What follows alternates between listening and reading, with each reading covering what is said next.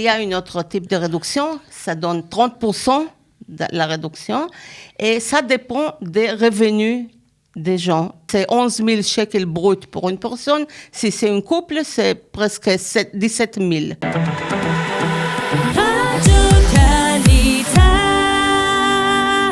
Et nous sommes ensemble aujourd'hui pour parler d'un sujet qui nous concerne tous, la Arnona. Alors évidemment, on se demande toujours comment obtenir des réductions, comment payer la Arnona.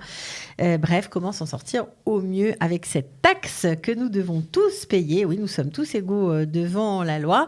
Et pour en parler, nous avons le plaisir, grâce à Ayala Bloom ici présente, qui s'occupe du Centre des droits, d'interroger Dorit Volman, qui est israélienne. Dorit, bonjour. Bonjour.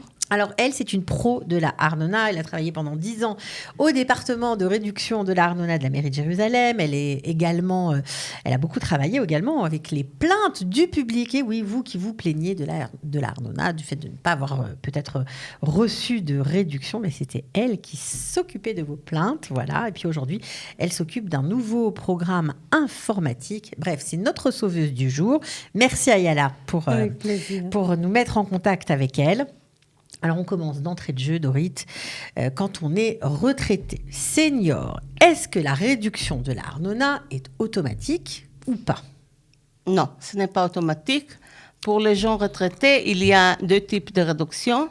Une, c'est spécialement pour les Israéliens qui reçoivent la sécurité sociale en Israël. Ce qu'on appelle Kitzvat Zikna, oui. Allocation vieillesse en français. Oui, okay. Ça donne 25% de réduction. Seulement quand on nous amène cette lettre de Bitoach Leumi. Alors ça, on le perçoit quand on a travaillé en Israël ou pas forcément ? Oui. Quand on a travaillé en Israël ? Bien sûr. D'accord. C'est pour ça que généralement les Olim Chadashim français qui n'ont pas travaillé en Israël n'ont pas le droit à cette chose. Par exemple, quelqu'un qui arrive à 60 ans, qui est là depuis 10 ans, lui, il n'a pas le droit à cette pension, cette allocation. OK. Oui. Donc, pour cette réduction, ça ne marche pas pour les nouveaux immigrants. Voilà, exactement. D'accord. Alors, qu'est-ce qui marche ? Alors, il y a un autre type de réduction, ça donne 30% de la réduction, et ça dépend des revenus des gens. Si c'est la femme et son mari, ils doivent nous montrer une preuve de leurs revenus. OK. Il y a un plafond à ces revenus au-delà duquel on ne touchera pas de réduction ? Oui. Plus ou moins, c'est 11 000 shekels bruts pour une personne. Si c'est un couple, c'est presque 17 000 bruts. Chaque année, dans la cité de l'Internet de la mairie, on voit les sommes. Chaque année, ça change. Oui. En tout cas, cette année, on le sait, puisqu'on est en mois de janvier, donc on le sait, c'est noté. Oui. C'est déjà fixé, c'est 17 000 bruts pour un couple, 11 000 pour une personne. Et si on rentre dans ce cadre-là, donc on paye 30% moins cher ? Exactement. Voilà. Pas mal. Oui. OK. Oui. Bon, si on ne rentre pas dans ce cadre-là, il n'y a pas de réduction du tout ? Non. Aucune réduction possible ? Non, pas pour les gens âgés. Il y a autre type de réduction, mais pour les retraités, ça, c'est le deux possible. D'accord. Alors, il y a des gens qui sont dans je ne vais pas dire en dessous du seuil de pauvreté, mais presque. Et donc, ils ont non seulement une allocation vieillesse, mais ils ont aussi un complément de revenus. Mais encore une fois, c'est seulement les Israéliens qui ont payé tous les années. Qui ont cotisé. Ça ne marche pas pour eux, malheureusement. Alors, on peut continuer. Oui, alors, vous êtes là, on en profite. Merci Ayala. Je suis ici pour vous aider. Génial. Alors, les réductions de Arnona accordées sont données par qui ? Par la mairie ou par l'État ? Par l'État. Chaque année, quand on a les régulaires le régulateur de l'État, oui. Alors, le gouvernement décide quelles sont les réductions qu'on donne et la mairie doit donner. Donc, c'est l'État qui décide, quoi. Exactement. D'accord. Donc, l'État, la mairie ne fait que se coller à ce que l'État a décidé. Exactement. Et là, on peut pas sortir. Non. D'accord. Alors, est-ce que, par exemple, je pense à des populations un petit peu plus en difficulté parfois, les soldats ou les bnot shirout, est-ce qu'ils ont droit à des réductions d'Arnona ? Oui. Et chaque soldat, pendant qu'il est les 3 années premières qu'il fasse son service militaire, il a droit de 100% de réduction. Il ne paye pas. jusqu'à 70 mètres de l'appartement. Donc 70 mètres carrés, le soldat ne paye pas d'Arnona. Exactement. Il est exempté, magnifique. Oui. Mais s'il y a 3 soldats dans l'appartement et ils habitent dans un appartement de 80 mètres, ils recevraient surtout l'appartement parce que chaque soldat a droit sur à 70. Oui. C'est pas mal d'avoir des colocataires soldats. Quoi. Pour le coup, on peut avoir un très grand appartement, c'est sympathique et pas payé d'Arnona. Les Bnot-Shirout, c'est pareil ou pas? Pareil. Mais la différence, c'est quand les soldats terminent leur service, ils ont 4 mois encore qui ne payent pas. Ça, il nous ramène les Teudat Shichrour, qu'il a fini son service, il aura droit d'encore 4 mois de réduction. Pas réduction, exemple, il ne paye du tout. Pas du tout. Pendant 4 mois pour le Khayal Meshouchar, mais pas pour la Bat Shirout. Il y a une différence. Oui. D'accord, les Bnot-Shirout, elles, une fois qu'elles ont fini leur service, elles payent. En général, si elles ont fait 2 ans, les 24 mois sont terminés pour la réduction et elles n'ont plus droit après. On a eu des cas. Et bien sûr que tous les soldats qui habitent seuls, pas les soldats qui habitent avec leur famille. Non, mais bien sûr, ça compte pas. Oui. Évidemment. Alors, une autre question un peu basique, mais quand même importante. Quel est le meilleur moyen de payer l'Arnona? Bon, le meilleur moyen, c'est faire un prélèvement bancaire. Parce que quand on fait ça, il n'y a pas intérêt, on ne paye pas intérêt, mais seulement l'index. Ça, c'est... Donc, c'est le moins cher. C'est ce qui coûte le moins cher. Exactement. Et comme ça, on peut... régulier, parce qu'on le paye à date fixe et on s'en occupe pas, entre guillemets. Exactement. Et quand une personne quitte son appartement, il nous téléphone, il nous dit qu'il ne veut pas, il veut arrêter. Ou s'il change l'Arnona sur le nombre de propriétaires, quand le locataire a quitté et il change l'Arnona en nom de propriétaire, ça automatiquement, ça sert les prélèvements bancaires. D'accord. Alors, prélèvement bancaire, oui, à condition de payer tous les mois. Exactement. Qu'est-ce qu'il se passe, ma chère Dorit, si jamais, on n'a pas bien fait ses comptes et puis on ne s'est pas rendu compte que le prélèvement de l'Arnona a été rejeté parce qu'on n'avait plus assez de sous sur le compte. Voilà. Qu'est-ce qui se passe? Bon. La banque, si la banque ne reçoit pas le paiement et ne veut pas payer 2 fois, automatiquement le prélèvement... 2 mois de suite? Oui. 2 mois de suite ou même à 2 moments différents dans l'année? Non, 2 mois de suite. De suite. Oui. Donc automatiquement, qu'est-ce qui se passe? Ça arrête, ça finit. Et on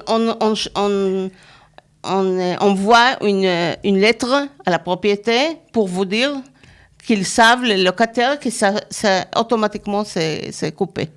Donc, ça veut dire que le prélèvement est annulé. Oui.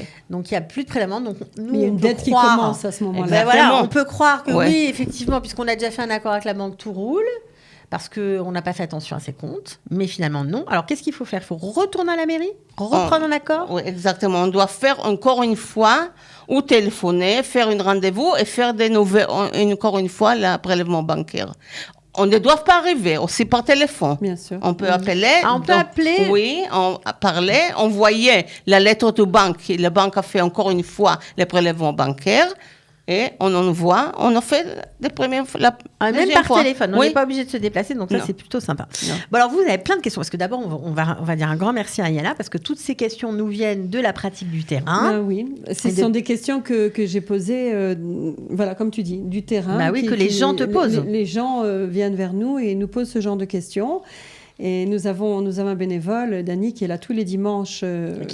Qui répond à ces questions et tout au courant de la semaine. Et c'est important pour moi d'inviter Dorit ici pour avoir des réponses. Alors Dorit, si par exemple j'ai un Marsan de 17 mètres carrés, ok, donc là on se demande si on doit payer de l'Arnona, parce que normalement l'Arnona c'est pour habiter. Habiter, taxe d'habitation. Qu'est-ce qui se passe? Oui, les Marsan on paye 50%. Si c'est 17 mètres, alors 8,5 s'ajoute à la métrage de l'appartement. Ça veut dire que si on paie que sur 8,5 mètres carrés. Enfin, du Marsan. Du Marsan, oui. C'est tout. 50% seulement. D'accord, pas mal. C'est une bonne chose. Voilà. Et puis maintenant, il y a des questions. Alors là, c'est une question avec le corona, les frontières fermées, tous les propriétaires d'appartements, tous les francophones qui ont acheté des appartements en Israël et qui sont malheureusement aujourd'hui fermés. Donc, cette question est pour eux. Si je suis propriétaire d'un appartement vide, dois-je payer l'Arnona? Oui, mais vous pouvez recevoir une réduction de 6 mois, minimum 1 mois, maximum 6 mois, dans les périodes, bien sûr, que vous êtes propriétaire de l'appartement. Pour recevoir cette réduction, quand l'époque finit, vous faites vous envoyez une demande et vous ajoutez les factures d'électricité pour preuve qu'il n'y a pas des objets qui utilisent l'électricité. Donc, c'est-à-dire que, oui, il y a une exemption de 6 mois de Arnona sur 1 an, à condition que l'appartement soit vide, c'est ça ? Vide des gens et des objets. Pas seulement pas vide. Meublé. Exactement. Mais ce n'est pas 6 mois dans l'année, c'est 6 mois absolus. Ce n'est pas 6 mois cette année et 6 mois l'année prochaine. Maximum 6 mois dans une période de propriété.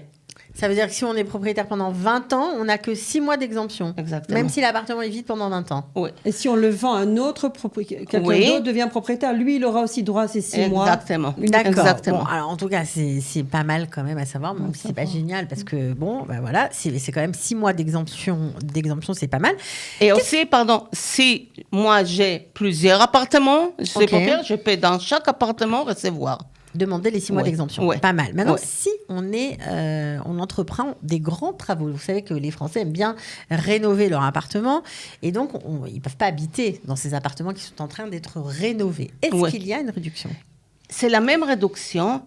Encore une fois, ça doit être vide des gens et des objets. Oui, mais là, pour le coup, s'il y a les ouvriers qui travaillent, il y a l'électricité, tout ça, ça fonctionne. Dans les factures d'électricité, on verra qu'ils sont pas bas. Alors, la personne... La nuit, en tout cas, la nuit, c'est fermé en général. La nuit, il n'y a pas d'électricité. Voilà, mais la personne peut montrer des factures qu'il a payées pour la lumière, pour pour la peinture. Oui, exactement. Tous les travaux. Oui, pour les Kablan qui a fait tous les travaux, les Kablan. Le maître d'œuvre. Oui. Alors, ça, c'est une preuve qu'il y a eu des ouvriers là-bas avec les comptes d'électricité. Ça, c'est magnifique. Encore une chose, si c'est pas un appartement, c'est une business, alors les formulaires doivent être firmés par un avocat.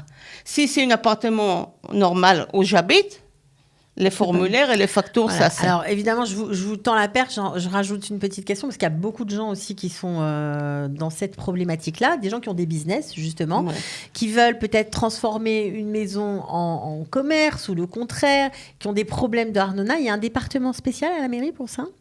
Oui, il y a un département de business, oui. Okay. Ça s'appelle Machlaket Asakim.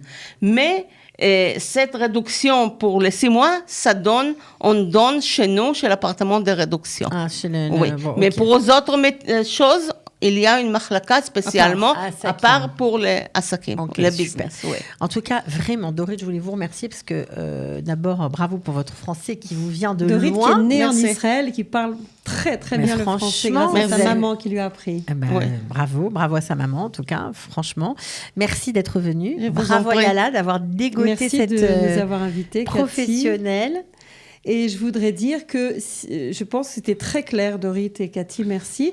Mais si vous avez d'autres questions, vous pouvez appeler notre centre, le Centre des droits, au 02 590 60 82 à Kalita et en co avec la mairie de Jérusalem. Ok, voilà. Mais en tout cas, Dorit, vous revenez quand vous voulez, dès qu'il y a des nouvelles, etc. Les Français sont vraiment intéressés à savoir ce qui se passe, à mieux comprendre leur vie quotidienne, tout simplement. C'était un plaisir. Merci à vous. À Merci bientôt. beaucoup. Ciao. Ciao.